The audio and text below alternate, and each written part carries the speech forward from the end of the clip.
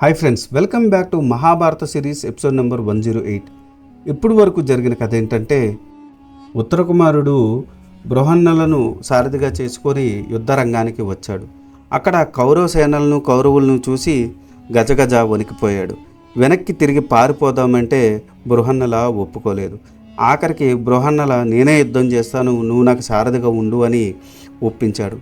ఆ తర్వాత ఈ విషయం భీష్ముడికి ద్రోణుడికి అతడు బృహన్నల కాదు అర్జునుడని అర్థమైంది.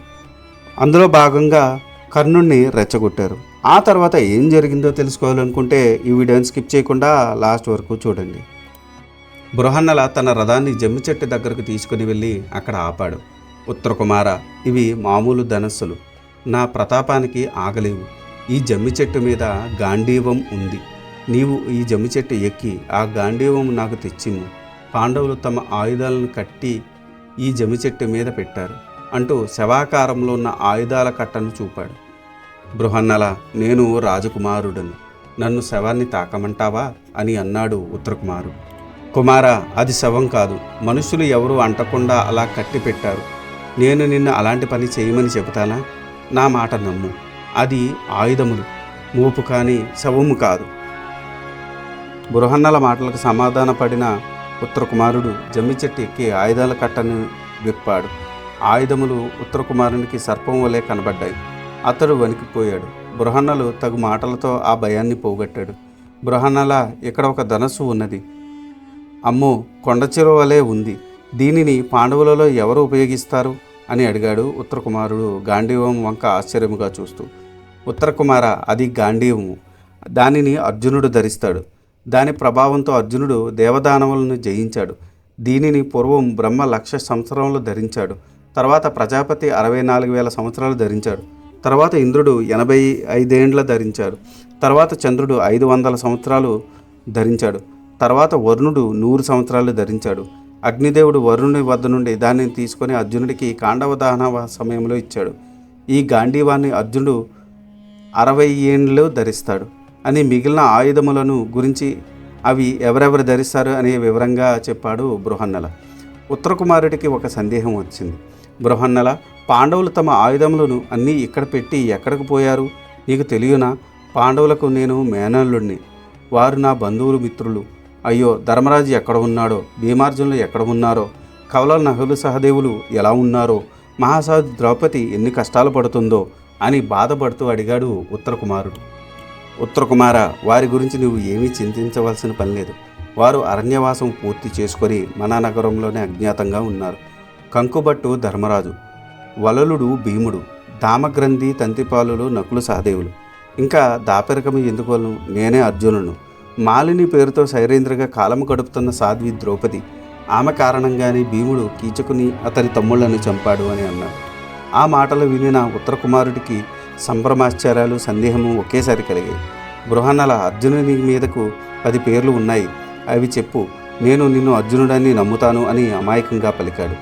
బృహన్నల నవ్వుతూ, అర్జునుడు, ఫల్గునుడు, పార్థుడు, కిరీటి, శ్వేతవాహనుడు, బీభత్సుడు, విజయుడు, జీష్ణుడు, సవ్యసాచి, ధనంజయుడు అని 10 పేర్లు నాకు ఉన్నవి.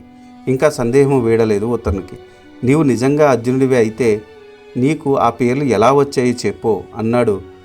అర్జునుడు చిరునవ్వు నవ్వి ఇలా చెప్పసాగాడు. ఉత్తరకుమార, నేను ఈ ధరణినంతయు జయించి ధనములు సముపార్జించితని కాన నాకు ధనంజయుడు అని పేరు వచ్చినది. నేను ఎలాంటి వారితోనైనా పోరాడి విజయలక్ష్మిని స్వంతం చేసుకుంటాను కాబట్టి నాకు విజయుడు అని పేరు. నేను ఎల్లప్పుడూ నా రథమునకు తెల్లని గుర్రములు పూంచుతాను అనే నియమం కలవాడిని కాబట్టి నాకు శ్వేతవాహనుడు అని పేరు వచ్చింది. నాకు ఇంద్రుడు ప్రసాదించిన కిరీటము నా తల మీద ప్రభాత సమయమున రవి ఉదించినట్లు ప్రకాశిస్తూ ఉంటుంది కాబట్టి నన్ను కిరీటి అందురు. నేను యుద్ధంలో శత్రువులతో యుద్ధం చేసేటప్పుడు ఎలాంటి బీభత్స పరిస్థితుల్లోనైనా సమయం కోల్పోక ఎలాంటి జుగుత్సాకరమైన బీభత్సమైన పనులు చేయను కాబట్టి నాకు బీభత్సుడు అనే పేరు వచ్చినది. నేను గాంధీవాన్ని ఉపయోగించి సమయమున 2 చేతులతో నారిని సంధిస్తాను, కానీ ఎక్కువగా ఎడమ చేతి వాటంగా సమర్థవంతంగా నారిని సంధిస్తాను. అందుకని నాకు సవ్యసాచి అనే పేరు వచ్చింది. నేను ఎక్కువగా తెల్లగా ఉంటాను కాబట్టి నన్ను అర్జునుడు అని పిలుస్తాడు. నేను ఉత్తర ఫాల్గుని నక్షత్రంలో జన్మించడం వలన నన్ను ఫాల్గునుడు అంటారు. మా అన్నయ్య ధర్మరాజు నా కంటి ముందర ఎవరైనా ఆయనకి హాని కలిగిస్తే దేవతలు అడ్డు తగిలినా సరే వారిని చంపుతాను. అందుకని నాకు జీష్ణుడు అనే పేరు. మా అమ్మ అసలు పేరు పృథా, కుంతీ భోజన కుమార్తె కావున కుంతీదేవి అయ్యింది.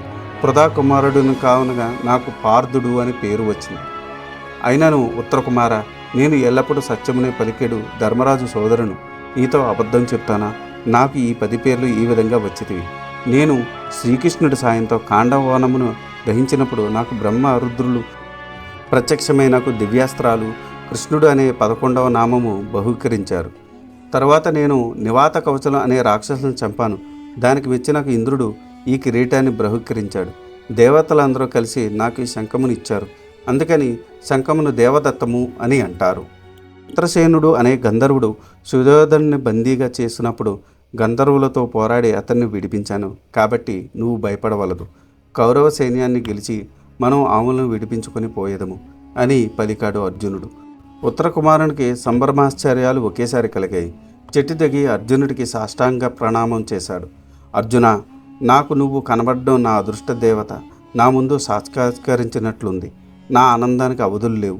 నీవు ఎవరివో తెలియక చాపలేము కొద్దీ నిన్ను ఏమేమో అన్నాను. అవన్నీ మర్చిపో.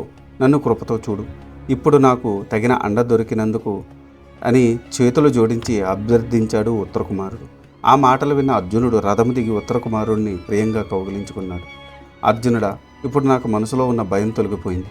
నీవు రథం ఎక్కు, నేను నీకు సారథినవుతాను. నేను ఏమి చేయాలో చెప్పు. కౌరవులను జయించి గోవులను మరలుద్దాం. నాకు ఎన్నో నాళ్ళ నుండి అర్జునుడి రథమునకు సారథ్యం వహించవాలని కోరిక ఉన్నది. విధివశాత్తు అది ఈ నాటికి సిద్ధించింది అని అన్నాడు ఉత్తర కుమారుడు. దానికి అర్జునుడు వాత్సల్యంతో, కుమార, నీవు భయపడవలసిన అవసరం లేదు. నీ మీద గాలి కూడా సోకనివ్వను.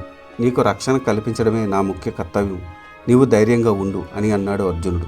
అర్జున, నీవు అర్జునుడు అని తెలియనప్పుడే నాలో భయం పటాపంచలైపోయింది. కానీ నీకు ఈ పేరు రూపం ఎలా వచ్చిందో తెలుసుకోవాలని ఉంది అని అన్నాడు ఉత్తర కుమారుడు.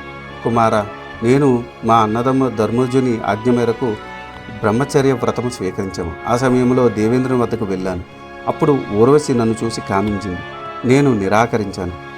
అప్పుడు నన్ను పీడిగా ఉండమని శపించింది. ఈ వరం ఈ అజ్ఞాతవాస సమయంలో అనుభవించాను. అజ్ఞాతవాసంలో పీడితనం కూడా పోయింది. ఇప్పుడు నేను అర్జునుడు అని పలికాడు. అర్జున, ఇప్పుడు నేను ఏం చెయ్యాలో అని అడిగాడు ఉత్తరుడు.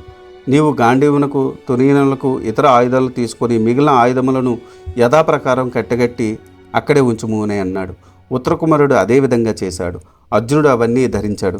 రథము ఎక్కి గాంధీవాన్ని ఎక్కుపెట్టాడు. అల్లెతాటిని మ్రోగించాడు.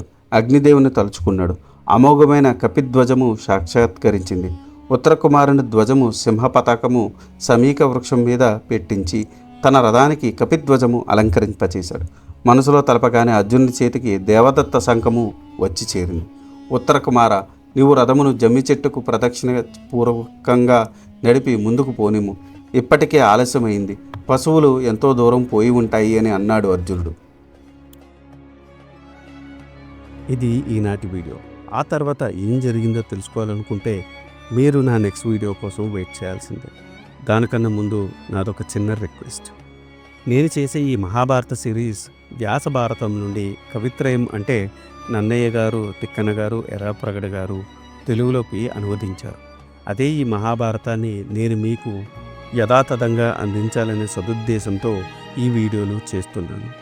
ఏ జనరేటెడ్ ఇమేజెస్తో వీడియోస్ చేయడం కొంచెం కష్టతరమైన విషయం అయినప్పటికీ మన సనాతన ధర్మంలో ఉన్న మంచిని చెప్పాలనే ఉద్దేశంతో పూర్తి కథని ఈ వీడియోలో రూపంలో అందించడం జరుగుతుంది. అందుకని మీలాంటి వారి సపోర్ట్ నాకెంతో ముఖ్యం. మీరు నన్ను సపోర్ట్ చేయాలనుకుంటే జస్ట్ మీ అభిప్రాయాన్ని కమెంట్ల రూపంలో తెలియచేస్తూ, లైక్ చేస్తూ, 10 మందికి షేర్ చేస్తూ మన ధర్మాన్ని 10 మందికి అందేలా చేయాలని కోరుకుంటున్నాను. ఈ వీడియో కనుక మీకు నచ్చితే do like, share and subscribe. Thanks for watching.